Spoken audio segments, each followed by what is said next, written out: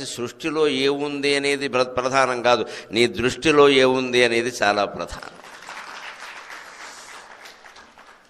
నువ్వు అప్పడాలు ఒత్తుతున్నా సరే, అయ్యప్ప స్వామి స్మరణ చేస్తున్నావు అంటే అయ్యప్ప సేవ చేస్తున్నావు, నువ్వు అప్పడాలు ఒత్తున్నట్టు కాదు. అది నువ్వు స్మరణ చేసావా లేదా అది ముఖ్యం. ఏ పని చేస్తున్నావు అనేది ఎప్పుడు ముఖ్యం కాదండి. మన పని చేసేటప్పుడు మన ఆలోచన ఎక్కడుంది, ఎలా ఉంది అనేది చాలా ముఖ్యం. లౌకికంగా ఎప్పుడు దేనికి ప్రాధాన్యం ఉంటుంది అంటే ఎవరికైనా చేసిన పనికి ప్రాధాన్యం ఉంటుంది. లౌకికంగా పని ముఖ్యం, పని తర్వాత మాట, మాట తర్వాత మనస్సులో ఆలోచన. లౌకికంగా ఎప్పుడు మనస్సులో నేను మీ క్షేమం కోరుకున్నానండి అంటే సరిపోదు. క్షేమం కోరుకుంటున్నామన్న విషయం అతనికి చెప్పాలి, సంతోషిస్తాడు. ఊరికే మనస్సులో కోరుకున్నామంటే ఎలాగా? వాడికి జరగవలసిన ప్రమాదం ఏదో జరిగిపోయాక నేను ఇలా జరగకూడదని అనుకున్నానండి, అదేదో ముందే అనుకుంటే వాడిని రక్షించేవాడువేమో. ఈ ఊరికి డబ్బా కూర మాటలు కాదు ఇక్కడ. భౌతిక లౌకికంగా ఎప్పుడు మనస్సులో ఆలోచన ముఖ్యం కాదు, అంతకంటే బయటికి మాట్లాడే మాట ముఖ్యం. అంతకంటే కూడా బయటికి చేసే పని చాలా ముఖ్యం. ఆ పని రూపంలో ఏదైనా ఉంటేనే కనబడుతుంది. సరిగ్గా ఆధ్యాత్మికం దీనికి వ్యతిరేకంగా ఉంటుంది. నువ్వు ఏ పని చేస్తున్నావు అనేది దేవుడికి అనవసరం, నువ్వు ఏం మాట్లాడుతున్నావు కూడా ఆయనకు అనవసరం, ఏం ఆలోచిస్తున్నావు అనేది ఆయనకు కావాలి. అంతే, ఆ మనస్సు కావాలి, స్మరణ కావాలి. ఆ మనస్సులో కనుక నమ శివాయ, నమో నారాయణాయ, శ్రీమాత్రే నమః, స్వామియే శరణమయ్యప్ప, ఇలా ఏదో ఒక నామం మనస్సులో స్మరిస్తూ ఉంటే నువ్వు బయటికి ఏం మాట్లాడావు, ఏ పని చేసావు, ఇది పెద్ద విషయం కాదు. ఇది ఆ మనస్సు అలా ఉంది కదా. అందుకని పూతాత్వమేవ పరిపూర్ణ సుధాంసు జాత. పున్నమ నాడు వెన్నెలని గురించి అమావాస్య నాడు ఎందుకు మనం మాట్లాడుకుంటున్నామంటే మన మనసులో అయ్యప్ప స్వామి ఉన్నాడు, శ్రీకృష్ణ స్వామి ఉన్నాడు. మనం నిత్యం వెన్నెల్లో ఉన్నట్టే లెక్క, చీకట్లో ఉండే సమస్య లేదు.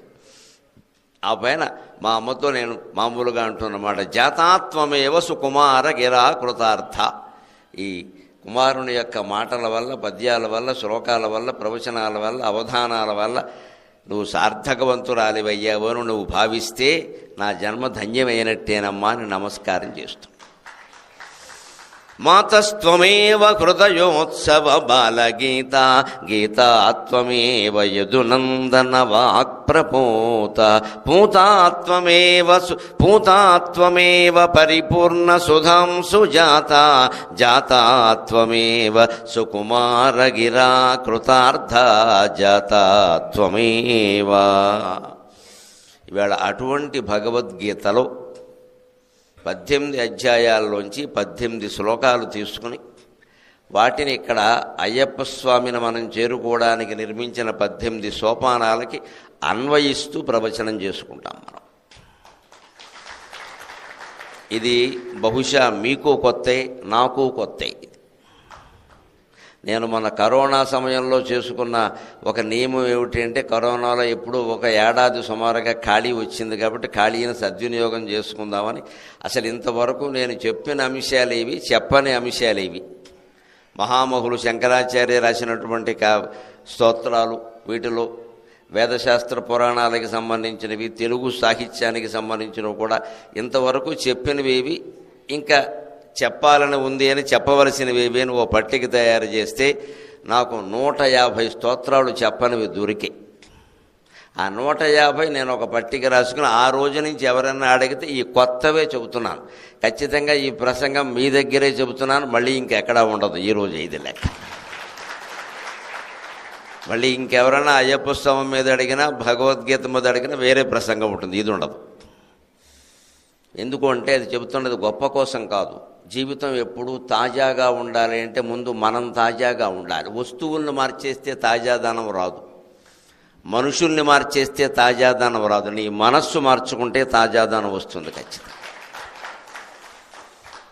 అదే వస్తువును మనం కొత్తగా చూడొచ్చు, అదే మనిషిని మనం కొత్తగా చూడొచ్చు. మనిషిని మార్చాల్సిన అవసరం లేదు, ఇంట్లో వస్తువులను కూడా మార్చాల్సిన అవసరం లేదు. మార్చుకోవలసింది నీ మనస్సుని. మనిషికి అది ఒక్కటి చేతగాక అన్నీ మార్చేస్తూ ఉంటాడు. ఊరికే ఈ బండి వాడి వాడి వాడి విసుగొచ్చిందని కొత్త బండి కొంటాడు. ఏం లేదు, మళ్ళీ ఇంకో ఈఎంఐలో 10 కట్టుకోవడానికి, అంతకంటే ఏం లేదు. తర్వాత అది విసుగొస్తుంది. ఆ బండినే శుభ్రంగా తుడుచుకోవచ్చు, దాన్ని కొత్తగా తయారు చేసుకోవచ్చు, అసలు నువ్వు నడిపే విధానంలో కొత్తగా ఉండొచ్చు.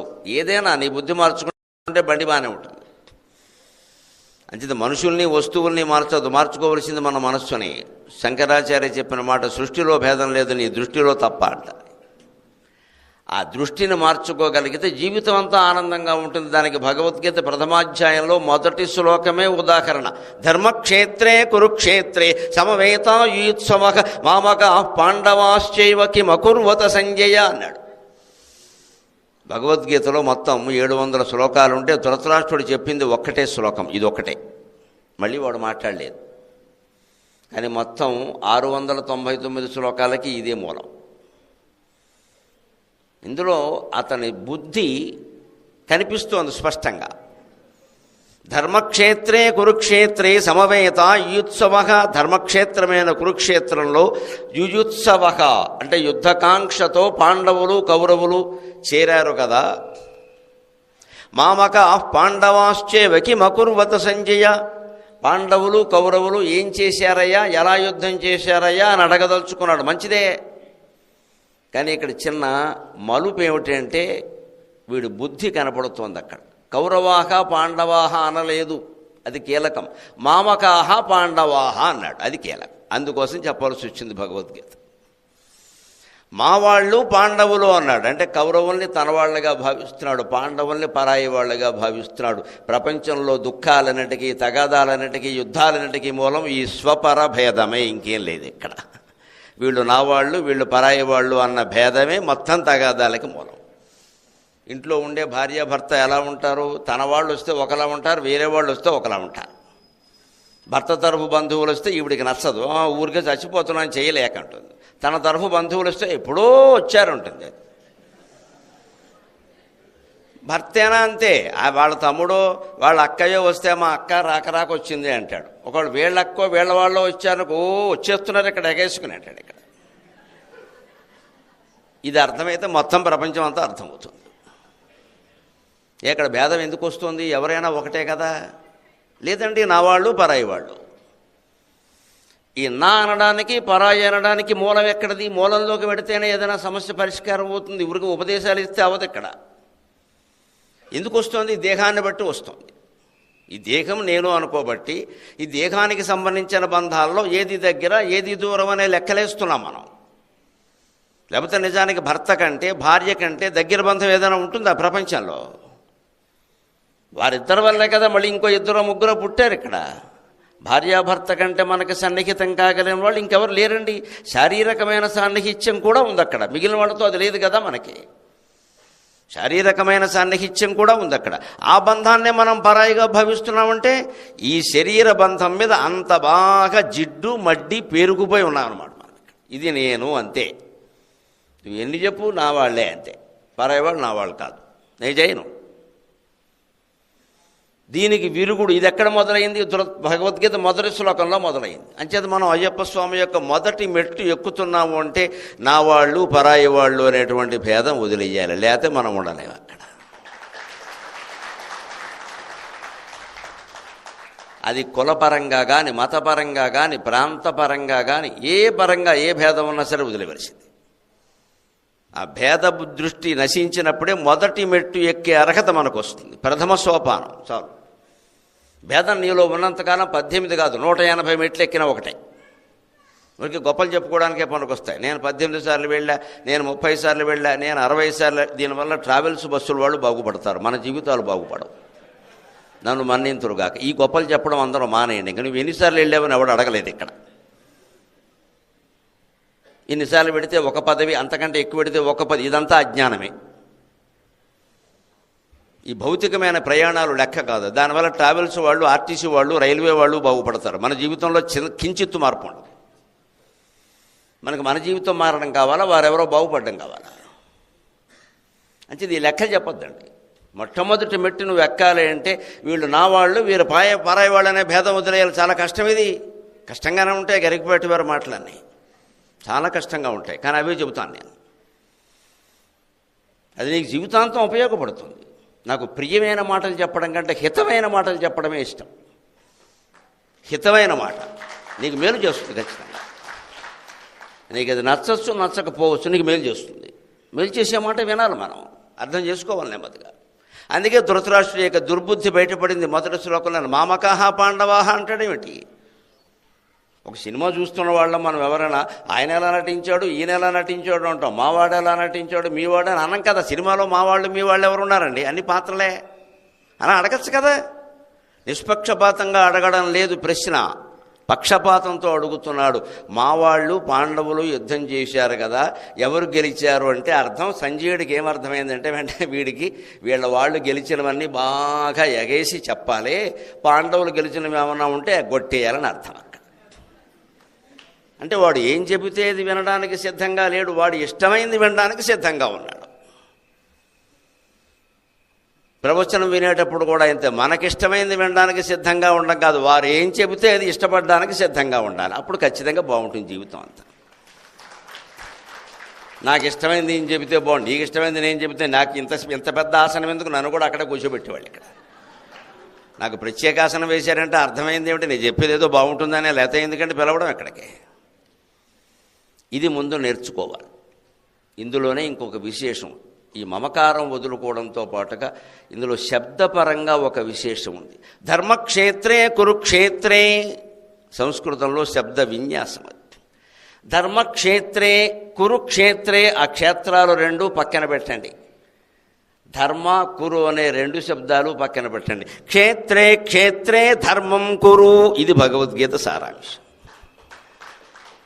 క్షేత్రే క్షేత్రే ధర్మం కురు, ధర్మక్షేత్రే కురుక్షేత్రే.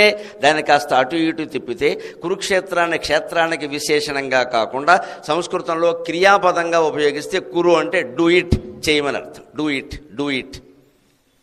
నేనేదో అవధానం చేస్తుంటే అడిగారు, పాండవుల్లో అందరినీ భీముడు అంటారు, నకులుడు అంటారు, అర్జునుడు అంటారు, సహదేవుడు అంటారు, ధర్మరాజుడు అనరేమిటండి, ఆయనకి డూ లేదే, నలుగురికి ఉంది కానీ అన్నాడు. అవధానంలో అప్రస్తుత ప్రసంగంలో ఎలాంటివి సరదాగా అడుగుతారు, మేము అంతకంటే వారు వంకరగా అడుగుతారు, మేము అంతకంటే టెంకరగా చెప్తాం. దానికి సరదాకి నవ్వుకోవడమే ముఖ్యమంత్రి. నేను అన్నాను వెంటనే, ఆ డూ తెలుగు డూ కాదయ్యా, ఇంగ్లీషు డూ అన్నాను నేను. డివోడు కురు కురు కురు కురు కురుదో కురది, డివోడు చెయ్యి. ధర్మరాజు అందరికంటే పెద్దవాడు కదా, ఆయన భీమో డూ, నకులు డూ అంటాడు. ఆయన భీమా ఈ పని చేయి, అర్జున ఈ పని చేయి. ధర్మరాజును డూ అనేవాడు అవడు లేడు, అందుకని ఆయనకు డూ లేదు. వీళ్ళ నలుగురికి ఉంది బో అన్నది.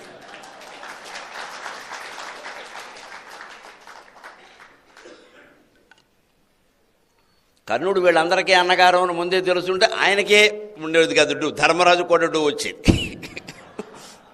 మరి తెలియలేదు కదా. ఆ తల్లి చాలా రహస్యాలు కుంతీదేవి దాచి ఎప్పుడు చెప్పిందంటే తద్దినాడు చెప్పింది ఆవిడ. ఇక అంతకన్నా సమయం దొరకరావిడ. అందుకే మనం గుర్తుపెట్టుకోవాలి, రహస్యాలు దాచడం మంచిదే, కానీ ఒక సందర్భంలోనైనా చెప్పక తప్పనప్పుడు చెప్పడమే మంచిది. కొన్ని రహస్యాలు దాచచ్చు, కానీ జీవితాంతం దాచక్కల, ఏదో ఒక సందర్భంలో చెప్పాలి, లేకపోతే మన మనస్సే కుళ్ళిపోతుంది. ఇంకా సత్యవతీ దేవికి కూడా అదే సమస్య వచ్చింది. గమనించండి, సమస్యలందరికీ ఒకటే, స్పందించే విధానం తేడా. పెళ్లి కాకముందు సంతానాన్ని కనడం అనేది కుంతీదేవి కాదండి, సత్యవతీదేవి కూడా చేసింది ఆ పని. వ్యాసుడి తల్లి ఆవిడ ముందు పల్లెపడుచు కాదా, పరాశర మహర్షితో కలిసి వ్యాసుడిని కనలేదా? మరి ఆవిడ మాత్రం పెళ్లి కాకముందు సంతానాన్ని కనలేదా? తర్వాత శంతన మహారాజుతో పెళ్ళవలేదా? ఆవిడ ఆ రహస్యాన్ని దాచింది. ఎంతవరకు దాచింది? మొత్తం ఆయన వల్ల సంతానం ఏమైనా కలుగుతుందేమో అని చూసింది. చిత్రాంగదుడు, విచిత్ర వీరుడు అంతా సంతానం లేని గ్యాంగే అయ్యారు.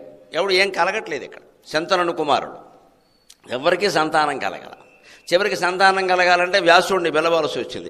వ్యాసుడిని పిలవాలంటే వెంటనే అక్కడ భీష్ముడు అడుగుతాడు, అమ్మ వ్యాసుడిని నువ్వు పిలిస్తే వచ్చేస్తాడా అంటాడు ఆయన. మరి ఆయన మహర్షి, నీకేమిటమ్మా అంత అనుబంధం అంటే చెప్పాలి కదా, ఆయన నా కుమారుడయ్యా. అది చెప్పాలంటే రహస్యం చెప్పాలి. అందుకని భీష్ముడిని ఒక్కడిని పిలిచి టీవీలో వాళ్ళందరినీ పిలిచి ప్రెస్ మీట్ పెట్టి చెప్పలేదు ఆవిడ. భీష్ముడిని ఒక్కడిని పిలిచి అదే మంచి ఉంటే మైకులో చెప్పాలి, చెడు ఉంటే చెవులో చెప్పాలంటే ఇదే. ఎవడి చెవులో చెప్పాలో వాడికి చెప్పు. ఊళ్ళో అందరికి ఎందుకు చెప్పడం, చెడు పట్టుకెళ్ళి ఎవరి చెవులో వ్యవస్థలో ఏదో నచ్చలేదు, ఎవరికి చెప్పాలో వారికి చెప్పే పిలిచి బహిరంగంగా అందరికీ చెప్పడం ఎందుకు, వాళ్ళు బాధపడతారు కదా. మనకి సరివ్వడం కావాలి అంతే కదా. ఆ కార్యకర్తలో మరొకరినో పిలిచి విడిగా పిలిచి ఏమండి ఇలా కాదంటే మార్చుకుంటారు కదా. అంచేది ఆవిడ భీష్ముడిని పక్కకి పిలిచి చెవిలో చెప్పింది, నాయన ఏమనుకోకు, కుమారుడు కాబట్టి చెబుతున్నాను, నేను పెళ్లి కాకముందు తప్పో ఒప్పో ఒక పని నా జీవితంలో జరిగిందయ్యా. దానివల్ల వ్యాస మహర్షి పుట్టాడు అంటే భీష్ముడు అన్నాడు, అయ్యో అది సంతోషించాల్సిన విషయమమ్మా, అందులో బాధపడేదే ఉంది. మహర్షి పుట్టాడు, బహుశా మహర్షి పుట్టడం గురించే పరాశర మహర్షికి నీ పట్ల వ్యామోహం కలిగి ఉంటుంది, లేకపోతే అంతటి మహానుభావుడికి వ్యామోహం ఎందుకు కలుగుతుందమ్మా అన్నాడు. అంతవరకు వేరే స్త్రీతో ఎక్కడ ఆయన పెళ్ళే చేసుకోలేదు. పరాశరుడు మహా తపస్వి కదా, అటువంటి వాడికి పల్లెపడుచును చూసి వ్యామోహం కలగడం ఏంటంటే, వ్యాసుడు లాంటి వాడు పుట్టాలి అంటే 10,000 ఏళ్ళు తపస్సు చేసిన వాడి కడుపున పుట్టాలి. అందుకోసం అమ్మవారు ఆయనకు ఆలోచన కలిగింది. దానికి ప్రమాణం దేవీ భాగవతంలో ఉంటుంది. జ్ఞానినామపి చేతాంసి దేవీ భగవతీ హిస బలాదాకృష్య మోహాయ మహామాయ ప్రయచ్చతి. ఎంత జ్ఞాని అయినా సరే భగవన్మాయకి లోబడి ఉండవలసిందే. భగవంతుడు అవసరమైతే తన ప్రణాళిక కోసం ఈ జ్ఞానిని వినియోగించుకుంటాడు. ఈయన మనస్సులో ఏదో కల్పిస్తాడు ఒక వ్యామోహం. ఆయనే ఆశ్చర్యపోతాడు, నా బుద్ధిలో ఇది ఎలా ప్రవేశించిందిరా బాబు అని. ఒక అరగంటో గంటో 6 నెలలు ఆయన ఒక మోహంలో ముంచేస్తుంది అమ్మవారు. ఎందుకంటే ఒక మహాకార్యం జరగాలి అంటే ఈయనలో ఒక చలనం జరగాలి, ఈయన మనస్సు చెలించాలి. ఇటువంటి వాడికే ఇంకొకడు పుట్టాలి. ఆయన మాత్రమే వేదాలు విభాగం చేయగలడు, 18 పురాణాలు రచించగలడు, భారతం రచించగలడు, భాగవతం రచించగలడు. లోకంలో కొన్ని వేల ఏళ్ల పాటు స్థిరంగా ఉండే సాహిత్యాన్ని అందించగలడు. అంటే వ్యాసుడు పుట్టాలి. వ్యాసుడు పుట్టాలంటే పరాశరుడు మనస్సు చెలించాలి, ఇంకో మార్గం లేదు. అలా జరిగిందని చెబితే ఆ రహస్యాన్ని వినియోగించుకుని ఆవిడ ఏమీ అనకపోగా ఇంకాస్త గౌరవించి భీష్ముడిని పిలిపించి సంతానోత్పత్తికి ప్రణాళిక రచించారు. అప్పుడైనా చెప్పింది. కుంతీదేవి ఏం చేసింది, వెర్రిమోహం వేసుకుని ఎక్కడ పరువు పోతుందో ఇవాళ ఎందుకు రేపెందుకు ఆలుండి ఎందుకు అని వాయిదాలు వేసి వేసి వేసి వేసి వేసి సత్యనారాయణ వ్రతంలో షావుకారు గారు వ్రతం చేస్తానని వాయిదాలు వేసినట్టే అలా మొత్తం వాయిదాలు వేసేసి వేసేసి వేసేసి చివరిలో పోనీ చెప్పకుండా ఆవిడ పోయినా కూడా వదిలిపోయి తద్దినాలు పెడుతుంటే చెప్పింది. ఇక్కడ ధర్మరాజుకి మంట ఎత్తిపోయింది. ఇక ఇప్పుడే చెప్పేది నువ్వు చెప్తే ఉపయోగం ఏంటి. అందుకని మొత్తం కుంతీదేవి కారణంగా మొత్తం ఆడవాళ్ళందరికీ శాపం ఇచ్చాడు ఆయన, వీళ్ళ నోట్లో నువ్వు కింద నానదని. పాప ఆడవాళ్ళందరూ ఏం చేశారు, కుంతీదేవి ఒక్కతే చేసింది. కానీ అలాగే ఉంటుంది, ఒక్కోసారి కోపం వస్తే అలాగే ఉంటుంది. మేము ఊళ్ళో వాళ్ళందరూ ఇంతే అంటాం చూడు. ఈ భిన్న ప్రవృత్తి నుంచే మనం జాగ్రత్తగా ఉండాలి. మన మనస్సులో ఉన్నవి ఏది దాచాలి, ఏది దాచకూడదు, ఏది ఎలా చెయ్యాలంటే ధర్మక్షేత్రే క్షేత్రే ధర్మం కురు. నువ్వు ఏ క్షేత్రంలో ఉన్నా సరే, అంటే పుణ్యక్షేత్రం కాదు ఇక్కడ క్షేత్రం అంటే శబరిమల కానీ తిరుపతి కానీ శ్రీశైలం కాదు. క్షేత్రజ్ఞయోర్జ్ఞానం యత్తజ్ఞానం మతం మమ ఇదం శరీరం కౌంతేయ క్షేత్రమిత్యభిధీయతే. భగవద్గీతే ప్రమాణం. క్షేత్రం అంటే మన శరీరం. క్షేత్రే క్షేత్రే ధర్మం కురు. నువ్వు ఏ శరీరంలో ఉన్నా సరే ధర్మంగానే జీవితాన్ని గడిపితే నువ్వు భగవద్భక్తుడి కిందే లెక్క, అనుమానమే లేదు. ఎక్కడ ఏ జన్మ అనేది పెద్ద విషయం కాదు. మనిషిగానే పుట్టక్కర్లేదు, జంతువుగా పుట్టినా పర్వాలేదు. మనస్సు భగవంతుడి మీద లగ్నమైతే. ఒక కుక్కను గమనించడం మీరు. బాబాగారు గుడి చుట్టూనే తిరుగుతూ ఉంటుంది, దానికి ఏం పనుందో తెలియదు. నైవేద్యాల కోసం తిరిగితే లోపలికి రావాలి, బయట తిరుగుతూ ఉంటుంది.